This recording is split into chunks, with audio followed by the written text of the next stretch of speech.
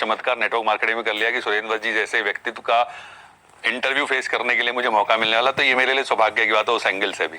नहीं सर, आप अभी जैसे हम आगे बढ़ेंगे हमारे व्यूवर्स देखेंगे कि आपसे क्या सीख सकते हैं, और आपके पास में जो एक चीज़ है सर वो हिंदुस्तान के करोड़ों लोगों को उसको जानने की जरूरत है। हम लोग आगे बढ़े तो सबसे पहले हम थोड़ा आपका बैकग्राउंड जानना चाहेंगे सर। बैकग्राउंड अगर मैं बात करूं तो मेरा जन्म एक्चुअली एक बहुत गरीब परिवार में हुआ था। मैं आपको बताऊं तो एक फोटो है जो मैंने आपके पास भेजा, आप उसको देख सकते हैं। उस फोटो में आप देखेंगे कि एक कच्चा सा घर इनफैक्ट, और उस घर की भी बताऊं तो मैं जिस कमरे में रहता था उसमें हम 4 लोग रहा करते थे, और उसका साइज करीब 10 बाई 10 का था। और मुझे ध्यान है कि जब बरसात होती थी छत पर से ना एक छेद था, उसमें पानी आता था, हम लोग भगोना रख के पानी उसके अंदर भरते थे सो दैट बाकी लोगों को डिस्टर्बेंस ना हो। और पता नहीं आप जानते नहीं जानते, आजकल फिर से शुरू हो गया, क्योंकि पहले तो बीच में पॉलिथीन का समय आ गया था। वो लिफाफे होते हैं ना जो कागज के लिफाफे, तो हम लोग बाजार से पहले न्यूज़पेपर खरीदते थे और फिर उसके लिफाफे बना करके हमने अपनी जीविका को चलाया। बचपन में अगर मैं बात करूं तो मैंने कॉमिक्स और लाइब्रेरी की खोल करके उसको चलाया, और उससे मैंने अपनी पढ़ाई को कंटिन्यू किया। इससे अच्छा क्या रहा मैं आपको बताऊं, मुझे फायदा क्या मिला कि मेरे अंदर एक एंटरप्रेन्योरशिप बचपन से जाग गई। मुझे समझ में आ गया कि मुझे कुछ ना कुछ अपने बूते पर करना है, और बड़ों का आशीर्वाद ऑब्वियस सी बात है, मैं हमेशा मानता हूँ वो सबके लिए बहुत इंपॉर्टेंट है, वो मेरे साथ रहा हमेशा। और परिणाम स्वरूप 1988 में मेरा पहला जॉब लगा। अच्छा सर। मैं अपनी पढ़ाई करता रहा, पढ़ाई करने का सोर्स मैंने आपको बताया क्या रहा, और मैंने पढ़ाई करने के इनफैक्ट 1988 में मेरा इधर ग्रेजुएशन कंप्लीट हुआ, और ऊपर वाले के आशीर्वाद से मुझे जॉब मिला CRPF में। 1988 में मैंने ज्वाइन किया। ज्वाइन करने के बाद मैंने 2.5-3 साल तक काम तो किया, लेकिन वत्सा पता नहीं क्यों, या तो ऊपर वाला कुछ मेरे लिए चाह रहा था या मेरे अंदर से कोई भावना उत्पन्न सी नहीं हो रही थी, तो 1991 में मैंने उस जॉब को छोड़ दिया। CRPF को मैंने क्विट किया। Then I came back home, घर आकर के, और मैं आपको बताऊं मेरे फादर साहब वो आज इनफैक्ट इस दुनिया में नहीं है, लेकिन मैं उनका हमेशा इस बात के लिए शुक्रिया अदा करता हूं, उन्होंने हमेशा मेरे डिसीजन को सपोर्ट किया। कभी भी उन्होंने कभी ऐसा नहीं, जनरली मैं जानता हूं पेरेंट्स बच्चों को सपोर्ट नहीं देते, लेकिन उनकी तरफ से मुझे बड़ा सपोर्ट मिला। और उन्होंने जब मैंने आकर के बताया, क्योंकि उन दिनों आप जानते हैं मोबाइल्स होते नहीं थे, और ऐसा भी नहीं कि हमारे घर पे कोई इवन डॉट फोन था, तो मैंने आकर के उन्हें बताया कि डैडी मैंने जॉब छोड़ दिया है। तो उन्होंने कहा अगर तूने छोड़ा है तो कुछ अच्छा ही करने के लिए छोड़ा होगा, वरना होता है कि पेरेंट्स या तो कहते हैं कि बेवकूफ़ी किया है, कुछ किया है। देन फाइनली हाँ, मैं घर पे आके पढ़ा। पढ़ने के बाद 92 में मेरे को Delhi police sub inspector special cell मिला। अच्छा। 93 में एक्चुअली अगर मैं बात करूँ 92 में वो जॉब मुझे मिला, पर वो भी मुझे पुलिस का जॉब और सब चीज़ें थी। इधर मेरी अचानक मदर को प्रॉब्लम हो गई, उन्हें हार्ट प्रॉब्लम शुरू हो गई। तो मैंने एक बात दिमाग में डाली कि माँ दूसरी नहीं आ सकती, जॉब दूसरा आ सकता है। तो मैंने उस जॉब को फिर ज्वाइन नहीं किया एक्चुअली। अच्छा, दिल्ली पुलिस को मैंने ज्वाइन किया, सब इंस्पेक्टर स्पेशल सेल। मेरे दोस्तों ने मुझे बहुत कन्विंस किया, लेकिन मैंने कहा नहीं यार, माँ की तबीयत के आगे मैं अभी नहीं ज्वाइन करूंगा। 93 में मेरा सिलेक्शन हो गया कस्टम सेंट्रल एक्साइज में। अच्छा, ओके। मेरठ ही मिला मुझे, और मैं मेरठ में ही रहा काफ़ी लंबे समय तक। लेकिन आप जानते हैं हिंदुस्तान में जैसी आपकी जॉब लगी तो आप एक चलता फिरता इश्तिहार हो जाते हैं, आपकी डिमांड बढ़ जाती है मार्केट में। शादी हो गई। अच्छा। परिणाम स्वरूप बच्चे।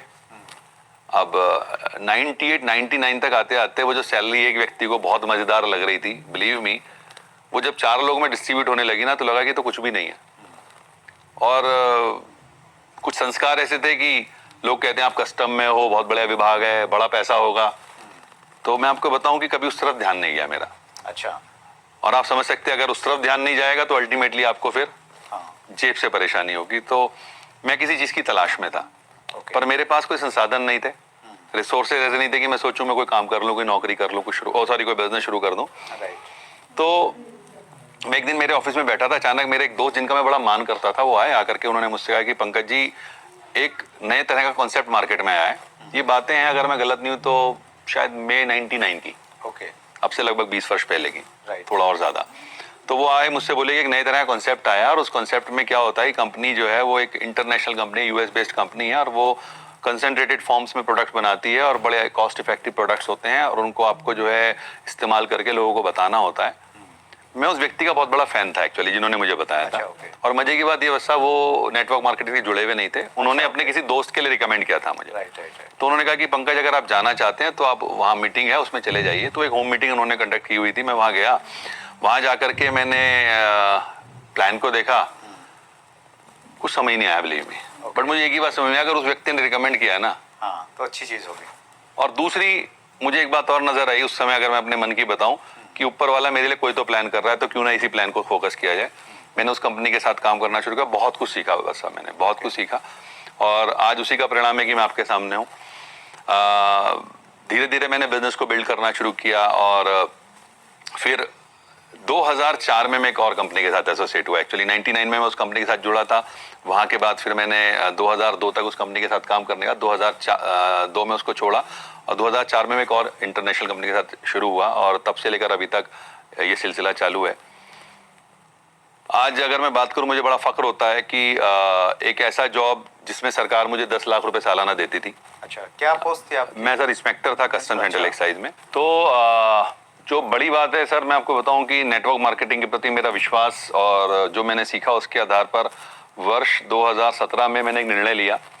मुझसे बहुत सारे लोग समय समय पूछते रहते हैं, आज भी पूछते हैं। पहले उस समय तो लोगों को बड़ा अजीब सा अचंभा हुआ था कि एक इतनी बड़ी पोस्ट, इतना अच्छी सैलरी, जहां मुझे 10 लाख रुपए करीब सालाना सैलरी मिला करती थी। मैंने उस जॉब को क्विट किया और आज मैं एक रिटायर्ड लाइफ जी रहा हूँ, and this is all because of direct selling. Okay, तो एक ऐसा प्लेटफॉर्म है जहां पर आप अपने आप को बहुत ऊंचाइयों पर ले जा सकते हैं। That's great, wonderful sir. आपकी जो स्टोरी का ये वाला जो पार्ट है कि आपने 3 जॉब किए, 2 किए, एक का ऑफर था, अच्छी पोस्ट थी। नहीं, इसके अलावा मेरे 5 सिलेक्शंस और हुए बस अच्छा, okay. बैंक्स और इंश्योरेंस में, उनको मैंने एक्चुअली टच भी नहीं किया। अच्छा, हाँ, तो यहाँ ये करके मैं शेख ही नहीं बघारता। एक्चुअली मैं अपने स्टेजेस पर भी लोगों से बोलता हूँ, लिसन, बहुत सारे आज का जो हमारा यूथ है सर, वो पढ़ रहा है तो इसलिए पढ़ रहा है क्योंकि मुझे ये पता है सर कि दुनिया का best of the best institute सिर्फ नौकरी कैसे की जाए किसी की, वो सिखाता है। तो मैं उन लोगों को ये बताने की कोशिश किया करता हूँ अपने प्रोग्राम्स में भी कि अगर जॉब से कुछ हो रहा होता, राइट, तो मैं 8 जॉब्स के बाद, जिनमें से 2 तो मैंने किए ना, आपको मैं बता रहा हूँ, तो मैं फिर क्यों नेटवर्क मार्केटिंग करता है, मैं कुछ और चूज क्यों करता है। जॉब से बहुत कुछ नहीं होता है सर। जॉब से सिर्फ आप, मेरे एक बहुत अच्छे अजीज दोस्त हैं, वो कहा करते हैं कि नौकरी एक ऐसी व्यवस्था है जो आपको भूखे सोने नहीं देती और आपकी जिंदगी में तरक्की कभी होने नहीं देती। तरक्की नहीं होगी कभी भी, आप जहाँ हैं वहीं के वहीं रहने वाले हैं, बहुत ज्यादा ऊंचाइयां नहीं छुएंगे आप। वंडरफुल। या और डायरेक्ट सेलिंग में कोई लिमिटेशन नहीं है, कहीं भी ऑब्वियसली ये तो आज की डेट में अगर आप बात करें, अनलिमिटेड मार्केट है सर, अनलिमिटेड पोटेंशियल है। डायरेक्ट सेलिंग में तो आपका इतना बड़ा पोटेंशियल है, आप अपने क्षेत्र में, आप अपने राज्य में, आप पूरे देश में, विदेशों में बिजनेस को बिल्ड कर सकते हैं। इससे बड़ा फील्ड ही मुझे नजर नहीं आता आज की डेट में करने के लिए। हिंदुस्तान में सर आप डायरेक्ट सेलिंग का क्या फ्यूचर देखते हैं? सर हिंदुस्तान में तो बहुत बड़ा फ्यूचर है। कारण क्या है कि हिंदुस्तान में, मैं आपको बताऊं, मैं मोदी जी का एक बहुत बड़ा प्रशंसक हूं। नॉट बिकॉज कि मैं किसी पार्टी पॉलिटिक्स की बात कर रहा हूं, लेकिन उनका मैं प्रशंसक हूं क्योंकि वो वाकई बहुत सारे चीजों को डिफरेंटली सोचते हैं। उनकी एक मन की बात को मैंने बड़े ढंग से फॉलो किया, उसमें उन्होंने एक जगह एक बात बोली सर कि हमें अपने युवा को ना जॉब सीकिंग मेंटेलिटी से बाहर लाना होगा, राइट, और उन्हें जॉब क्रिएटिंग मेंटेलिटी डेवलप करनी होगी। और मैं आपको बताऊं तो नेटवर्क मार्केटिंग से अलग कोई एग्जाम्पल हो नहीं सकता जहां पर कि आप अपने लोगों को जॉब क्रिएटिंग मेंटेलिटी की तरफ ले जाओ, यानी कि जहां पर आप लोगों को दूसरे लोगों की हेल्प कराने का कोई साधन उपलब्ध करा सको।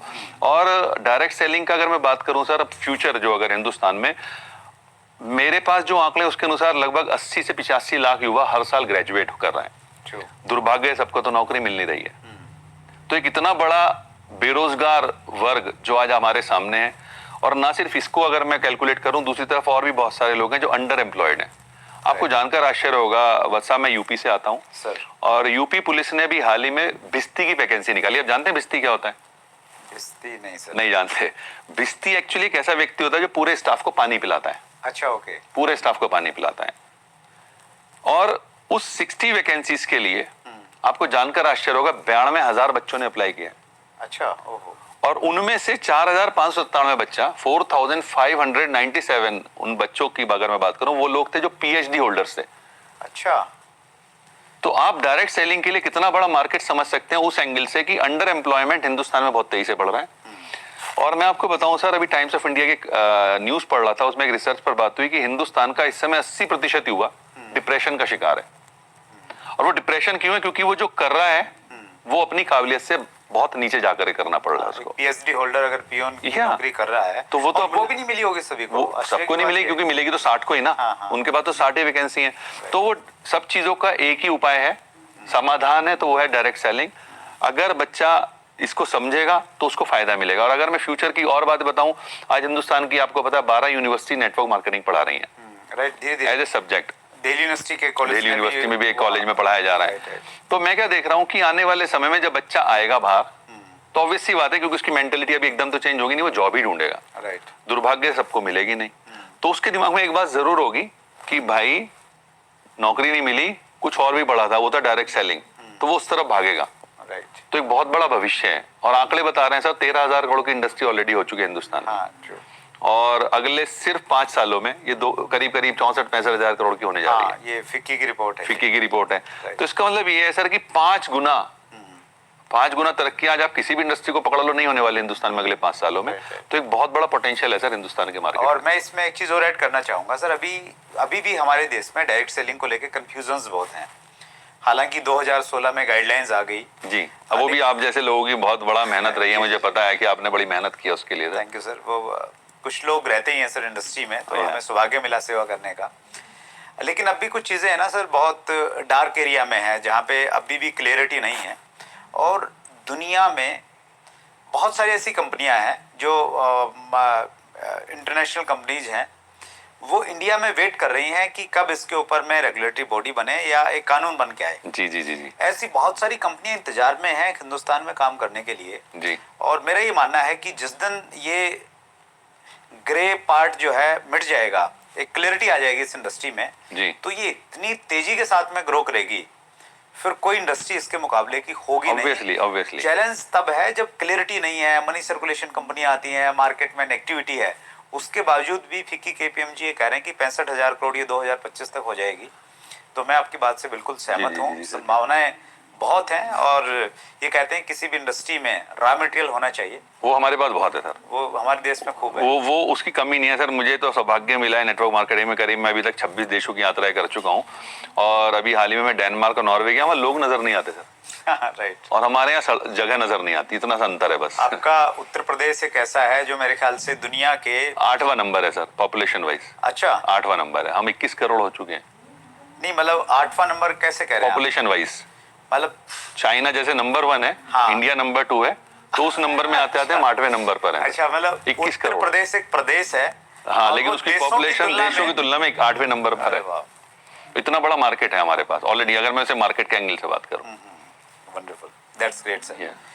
जॉब मेंटेलिटी जो एक बनी हुई है सर, जिसके बारे में आपने बातचीत की, तो वो जो है, एक तो हमारा एजुकेशन सिस्टम कुछ इस प्रकार का है। और मैंने जब बीएड किया तो मैंने लॉर्ड मैकाले को पढ़ा जी, जिन्होंने हिंदुस्तान में जब वो आए तो उन्होंने एक ऐसी शिक्षा पद्धति दी जो नौकर तैयार करती थी, और कहीं ना कहीं उसका प्रभाव आज भी हमारे एजुकेशन सिस्टम पे है।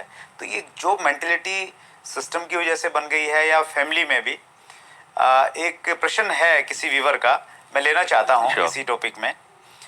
ये प्रश्न है रॉक स्टार जयसिंह का जी। ये कहते हैं, सर मेरे पेरेंट्स कहते हैं कि गवर्नमेंट जॉब लगेगी तो ही घर का कलेश खत्म होगा और कोई दूसरा रास्ता नहीं है। नहीं मतलब वो डायरेक्ट सेलिंग कर रहे हैं जी जी, लेकिन पेरेंट्स ये कह रहे हैं कि गवर्नमेंट जॉब लगेगी तो ही घर की समस्याएं खत्म होंगी। जयसिंह साहब, मेरा आपको सिर्फ इतना सा कहना है कि देखिए, गवर्नमेंट जॉब लगेगी, लेकिन लगेगी कब और लगेगी कैसे, लगेगी किसकी? मैं आपको बताता हूँ सर कि हिंदुस्तान का सबसे बड़ा विभाग है रेलवे। राइट। 13.5 लाख उसमें लोग एम्प्लॉइज हैं। अब कोई सरकार आ जाए, मुझे नहीं लगता वो 1 करोड़ 35 लाख कर देगी उसको। वैकेंसीज तो उतनी रहने वाली है, लोग तो उतने रहने वाले हैं। तो आप ये मान कर चलिए, गवर्नमेंट जॉब की लिमिट्स हैं, कोई सरकार उसको नहीं बढ़ा सकती। और इसीलिए आज की डेट में आप सरकार की नीतियों को भी देखेंगे, वो सेल्फ एम्प्लॉयमेंट की तरफ जा रही है। तो इसमें जरूरत किस बात की है? जो कि हमें अपने सिस्टम को सही करने की जरूरत है, हमें अपने आप को समझने की जरूरत है। जहां तक मैं जॉब मेंटेलिटी की बात करूं सर, मेरा अपना मानना है कि किसी भी व्यक्ति को जॉब मेंटेलिटी की तरफ जा रहा है, उसे 3 प्रश्नों के बारे में पूछना चाहिए। अपने आप से कर सकता है वो। पहला प्रश्न अगर मैं बात करूं वो ये कि क्या मेरे कुछ सपने हैं, क्या मैं जीवन में कुछ पाना चाहता हूं? ओके। अब इसका जवाब या तो हाँ में आएगा, ना में आएगा। अगर ना में आता है तो दूसरे क्वेश्चन पे जाने की आवश्यकता नहीं है। अगर हाँ में आता है तो उसे दूसरे क्वेश्चन पे जाना चाहिए, क्या मैं उन्हें पूरे भी करना चाहता हूँ। वंस अगेन आंसर ना में या हाँ में आएगा। ना में आए तो कोई जरूरत नहीं है, लेकिन हाँ में आता तो तीसरा क्वेश्चन और इम्पोर्टेंट है कि जो भी काम मैं कर रहा हूँ, क्या उससे मेरे सपने, मेरी इच्छाएं पूरी हो सकती हैं? अब अगर इसका आंसर ना में आता है तो इसका मतलब ये बात पक्की है कि आपको कुछ ना कुछ परिवर्तन करने की आवश्यकता है। और जॉब मेंटेलिटी में बिलीव में सर, आप कभी भी अपने सपने, अपनी इच्छाएं पूरी नहीं कर सकते हैं। हाँ, अगर आप नंबर 2 की तरफ जाकर के पूरा करना चाहते हैं तो मेरा मानना है सर, सरकार आज की डेट में, मेरे अनुसार, मैंने बहुत नजदीक से देखा है सारी चीजों को होते हुए, आज की डेट में सरकार बहुत सख्त होती जा रही है। तो नंबर 2 में आप ये मान के चलें गवर्नमेंट जॉब, क्योंकि पेरेंट्स की भी शायद कहीं ना कहीं, मैं जयसिंह साहब आपके लिए तो नहीं कह रहा हूँ, लेकिन पेरेंट्स की भी कहीं ना कहीं इच्छा होती है कि बच्चे की गवर्नमेंट जॉब लगी तो एक जगह सेटल्ड हो जाएगा। और मैं आपको बताऊं कि सर, मेरे विभाग में ऐसे बहुत सारे बच्चे आते हैं जो कहते हैं सर अच्छी जगह पोस्टिंग कैसे मिलेगी। ओके वो सोच करके आते हैं अच्छी जगह पोस्टिंग कैसे मिलेगी। हाँ हाँ हाँ। तो अब पोस्टिंग जब दिमाग में आ रही है तो ये मेंटलिटी